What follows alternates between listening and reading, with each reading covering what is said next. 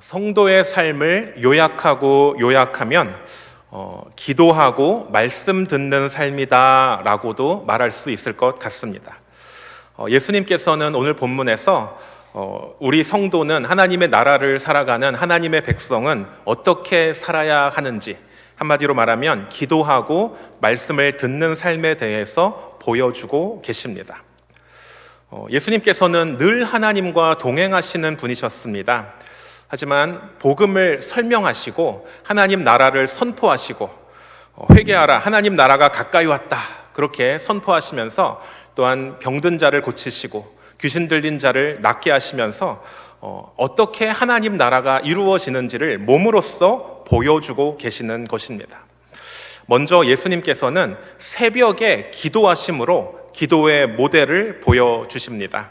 35절 보면요, 새벽 아직도 밝기 전에 예수께서 일어나 나가 한적한 곳으로 가사 거기서 기도하시더니 라고 말씀합니다. 새벽 아직도 밝기 전이라고 하면 새벽 기도를 말씀하는 것도 맞습니다. 그런데 여러분, 새벽 기도 하시기를 축복합니다. 새벽에 하나님을 만나는 은혜가 있게 되기를 축복합니다. 그런데 조금 더 깊은 의미로 이 새벽이 성경에서 어떻게 쓰였는지 성경적 의미에서 새벽에 대해서 조금 더 살펴보고자 합니다. 여기서 새벽이라는 단어는 프로이라는 말을 번역한 것인데요, 구약 성경에서는 보케르라는 단어를 번역한 것입니다. 새벽이라는 뜻입니다. 그런데 이 보케르라는 이 새벽이라는 단어는 바카르라는 찾다라는 동사에서 온 명사라고 말할 수 있습니다. 찾다, 구하다라는 이 바카르라는 단어가 명사가 되면서 보케르, 새벽이 된 것입니다. 어떻게 이해할 수 있습니까? 새벽이라는 것은 무언가를 찾고 구하는 시간이라고 말할 수 있는 것입니다. 새벽에 하나님의 백성들은 하나님을 구하고 하나님을 찾는 시간이라는 의미도 된다라는 것입니다. 아직 동이 트기 전 깜깜한 시간, 어둠이 가득한 그 시간에 우리는 빛을 찾고 하나님의 은혜를 구해야 한다라는 것입니다. 성경에 보면 이렇게 새벽에, 아침 미명에 하나님의 은혜를 구하는 그런 구절이 많이 나와 있습니다. 몇 구절만 소개해드리면 시편 5편 2절 3절을 보면요, 나의 왕 나의 하나님이여 내가 부르짖는 소리를 들으소서. 내가 주께 기도하나이다. 여호와여 아침에 주께서 나의 소리를 들으시리니 아침에 내가 주께 기도하고 바라리이다. 시편 130편 6절을 보면요, 파수꾼이 아침을 기다림보다 내 영혼이 주를 더 기다리나니 참으로 파수꾼이 아침을 기다림보다 더하도다. 특히 시편에서 하나님을 찾는데 이 특별한 시간, 아침 시간에 찾는 것이 여러 군데에서 나타납니다. 이 새벽이라는 시간 동안 하나님의 백성은 하나님을 찾고 있는 것입니다. 하나님 어떻게 찾습니까? 기도하는 시간을 갖는 것입니다. 시편 88편 18절을 보면요, 여호와여 오직 내가 주께 부르짖었사오니 아침에 나의 기도가 주 앞에 이르리이다. 하나님을 찾는 이 특별한 시간으로서의 의미를 새벽이라는 단어로 표현한 것입니다. 여러분, 하나님을 찾는 때가 있다라는 것입니다. 보이지 않는 캄캄한 새벽, 하나님이 보이지 않고 소망이 보이지 않는 것 같은 그러한 어둡고 캄캄한 그러한 시기에 하나님의 백성은 하나님께 구해야 한다라는 것입니다. 다른 어떤 것을 의지하는 것이 아니라 하나님 앞에 나와 하나님의 은혜를 구하고 하나님의 도우심을 구한다라는 것입니다. 구체적으로 하나님의 백성들이 어떻게 구하는지 또 살펴보면요, 이사야 50장 4절을 보면 우리가 잘 힌트를 얻을 수 있을 것 같습니다. 주 여호와께서 학자들의 혀를 내게 주사 나로 곤고한 자를 말로 어떻게 도와줄 줄을 알게 하시고 아침마다 깨우치시되 나의 귀를 깨우치사 학자들 같이 알아듣게 하시도다. 이사야 선지자가 말하기를 아침마다 주께서 깨우치시되 학자들 같이 알아듣게 하시는도다 라고 말씀하고 있습니다. 아침마다 하나님께서 우리를 깨우쳐 주실 수 있게 되기를 바랍니다. 그런데 여기서 학자라는 단어는 공부를 많이 한 사람, 학자, 우리가 흔히 알고 있는 학자라기보다 학생에 가깝습니다. 어떤 의미입니까? 하나님, 저에게 말씀하여 주시옵소서. 나를 가르쳐 주시옵소서. 아침마다 자기를 깨워서 말씀으로 알려달라고 말씀하는 것입니다. 정리해 보겠습니다. 아침, 이 새벽이란 시간은 하나님의 백성이 하나님께 나와 그 소망 없고 캄캄한 영적인 어둠 가운데 있는 이 시기에 다른 것 구하지 않고 하나님께 나와 하나님을 구하는 시간입니다. 그때에 우리에게 필요한 기도는 하나님 말씀하여 주시옵소서. 내가 듣겠습니다. 나로 하여금 주님의 말씀을 깨닫게 하여 주시옵소서. 우리 새벽과도 같은 시간을 지나고 계십니까? 하나님의 앞에 나와 하나님의 말씀을 배울 수 있게 되기를 축복합니다.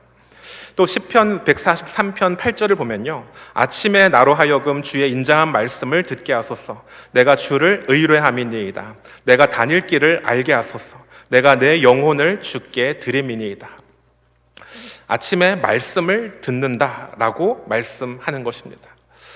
우리가 한 가지 또 기억해야 될 것은 이것은 물리적인 새벽만을 말하지 않는다라는 것입니다. 누가복음 6장 12절에서는 이때에 예수께서 기도하러 산으로 가사 밤이 새도록 하나님께 기도하시고, 예수님께서는 새벽뿐만 아니라 밤에도 기도하시고 하루 종일 하나님께 간구하시기도 하셨습니다. 하나님의 백성들에게 이 새벽이라는 시간은 아직 하나님의 빛이 임하지 않은 캄캄한 시간, 소망이 보이지 않는 그러한 시간이라고 말할 수 있겠습니다. 그러나 여러분 기억해야 될 것은 무엇입니까? 인류는 한 번도 이 아침이 빛이 비추지지 않는 그 날을 경험하지 못했다라는 것입니다. 우리는 다 결국에는 어둠이 물러가고 아침이 떠오르는 것을, 태양이 떠오르는 것을 매일매일 경험하고 있다라는 것입니다. 구름이 아무리 두꺼워도, 아무리 어두움이 깊어도 결국에는 태양이 떠오른다라는 것입니다. 성경에서 빛은 하나님의 나라, 하나님의 생명을 상징합니다. 그래서 예수 그리스도를 빛이라고도 표현하였습니다. 어둠은 무엇입니까? 마귀의 영향력, 죄의 영향력을 어둠이라고 많이 표현하였습니다.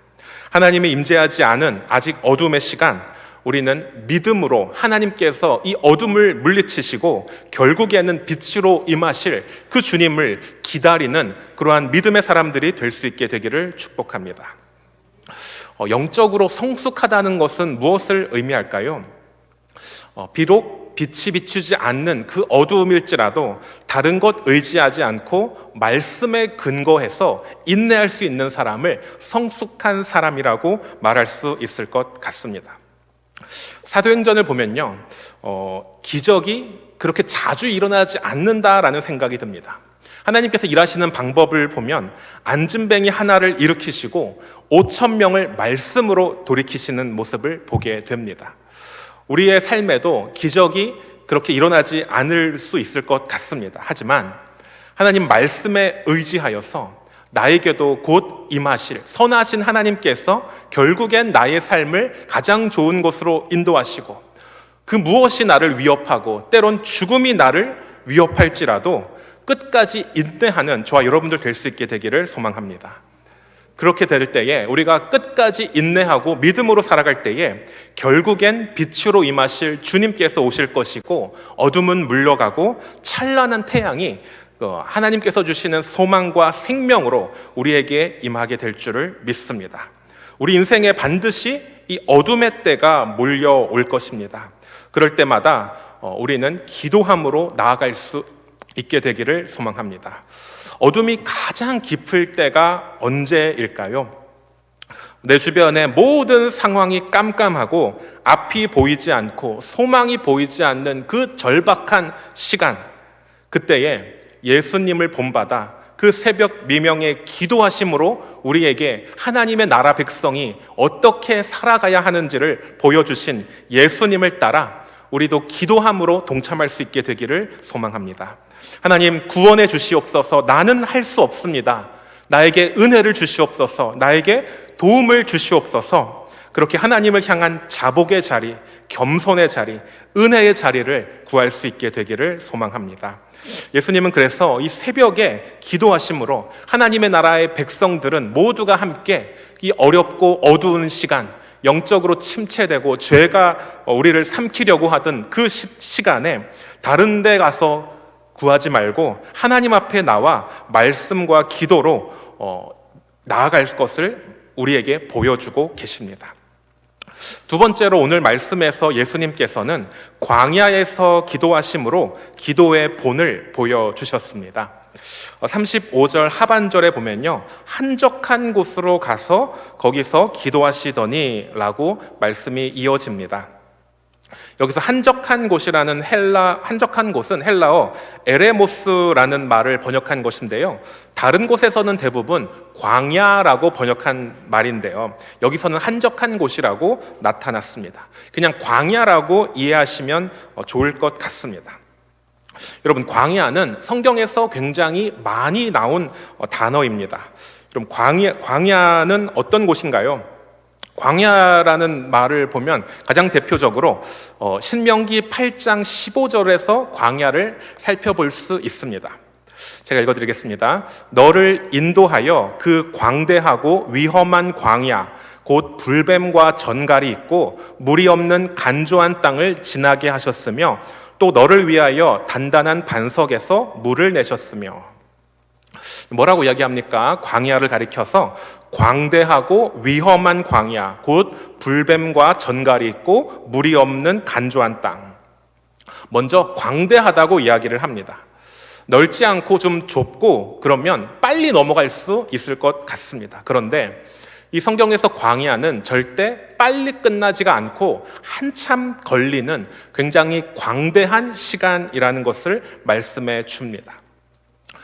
출애굽했던 이스라엘 백성들은 40년에 걸쳐서 이 광야를 지나야만 했습니다.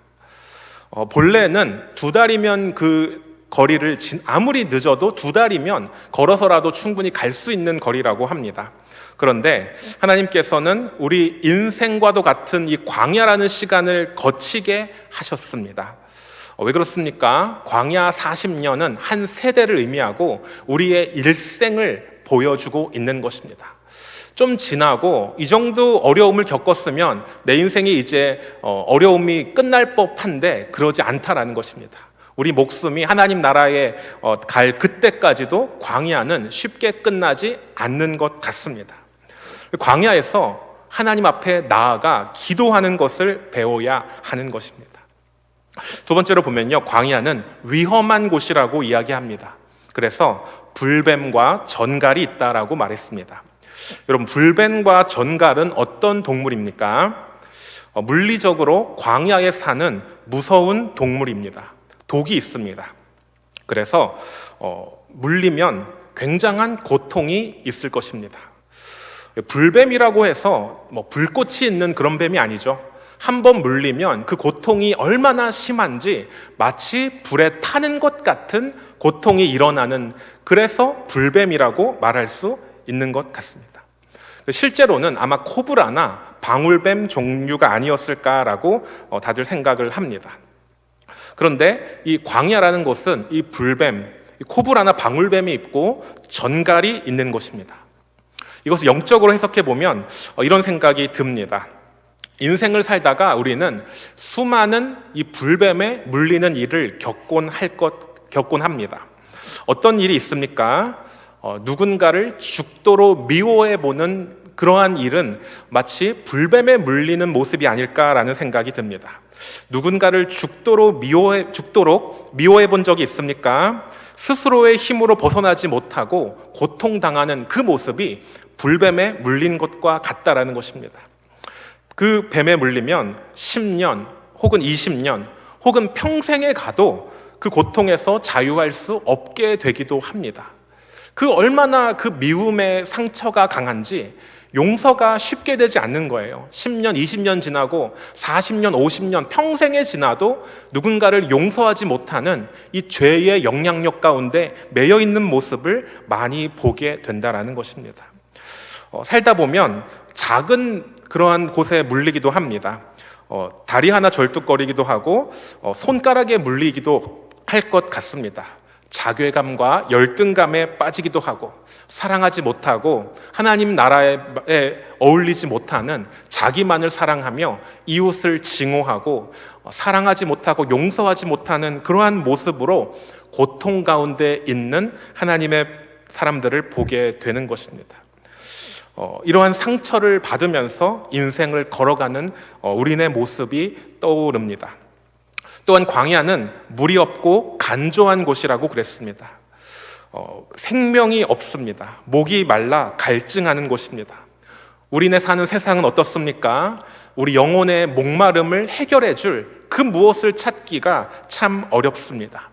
그래서 하나님을 모르는 사람들은 도박에 빠지기도 하고 쾌락을 추구하며 어떠한 중독에 빠져서 자기 나름대로 이 영적인 목마름을 해결하고자 하지만 이 영적인 목마름은 하나님이 아니고서는 채워질 수 없기 때문에 세상의 그 어떤 것을 어떤 취미나 어떤 여행, 어떤 것으로 자기네 만족을 구해도 마치 밑빠진 독에 물을 붓는 것 같이 채워질 수 없는 것입니다. 그때에 하나님의 백성은 어떻게 할 수밖에 없습니까?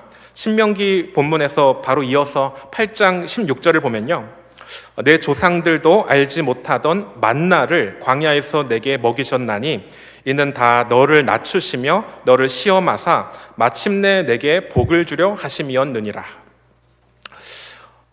이렇게 힘든 삶에서 하나님께서는 만나를 주셨습니다.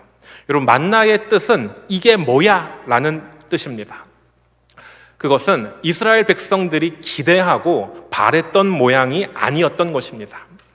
모양 자체도 아마 신기했던 것 같습니다. 그런데 궁극적으로 자신들이 바라고 원하였던 모양이 아니었기 때문에 이게 뭐야? 라는 그들의 반응이 그것의 이름이 된 것입니다.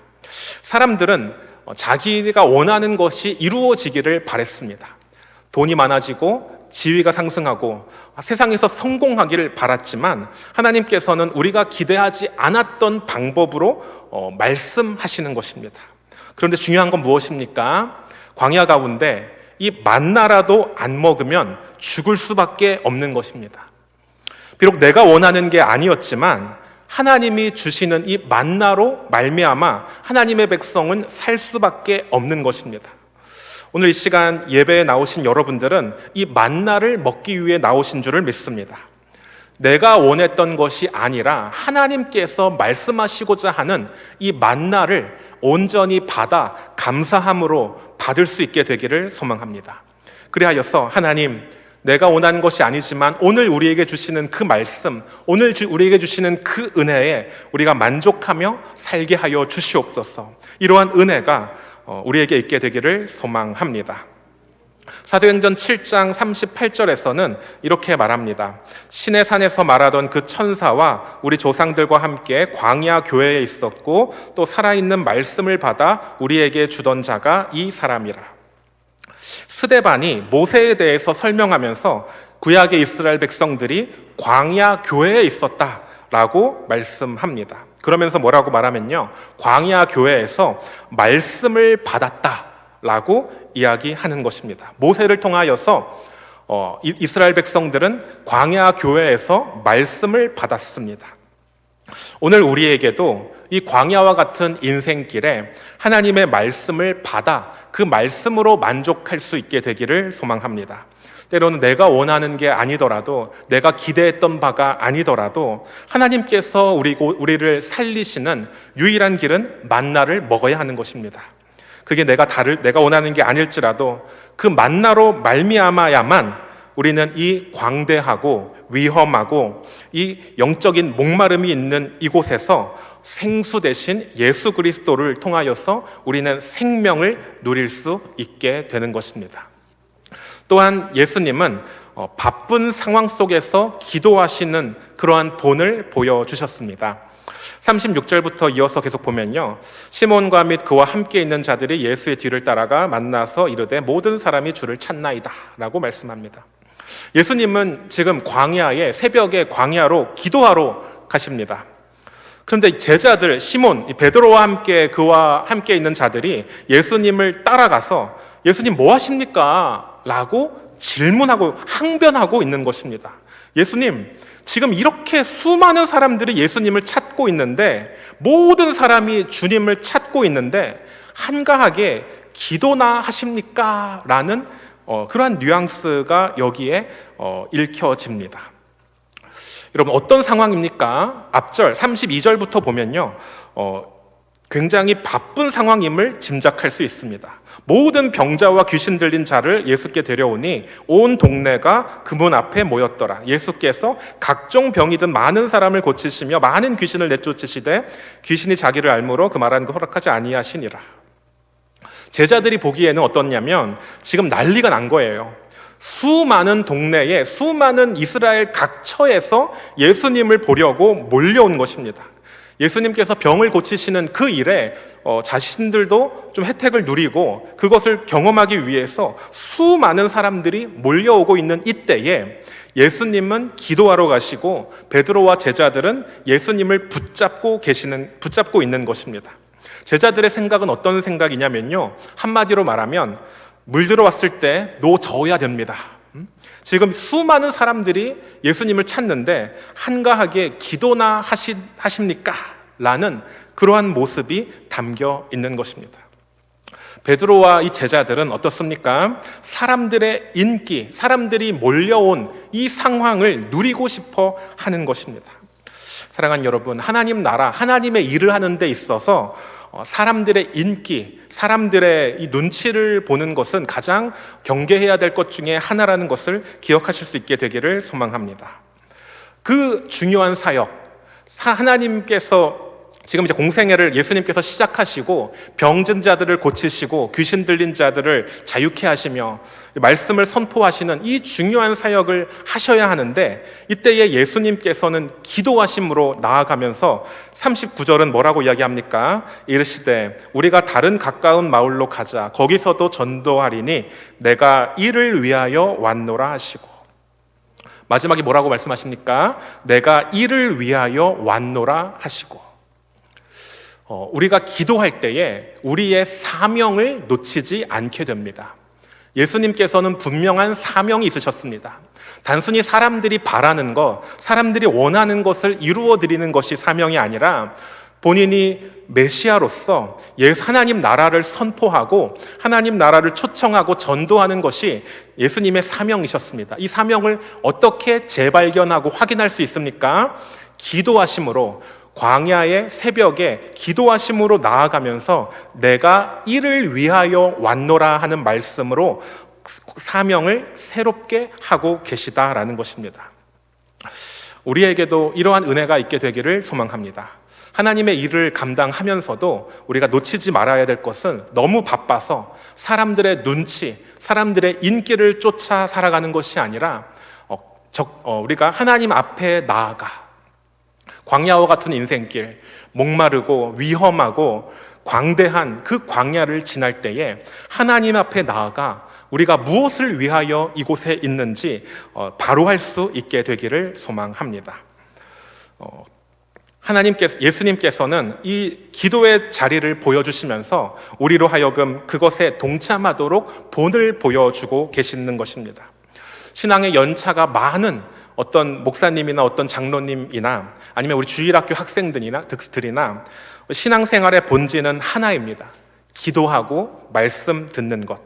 오늘 우리도 기도하고 말씀 듣는 우리의 삶이 되기를 소망합니다. 나의 생각과 나의 뜻이 내려놓아지고 만나를 먹었듯이 하나님의 뜻이 우리를 통하여서 이루어지는 저와 여러분들 될 수 있게 되기를 소망합니다.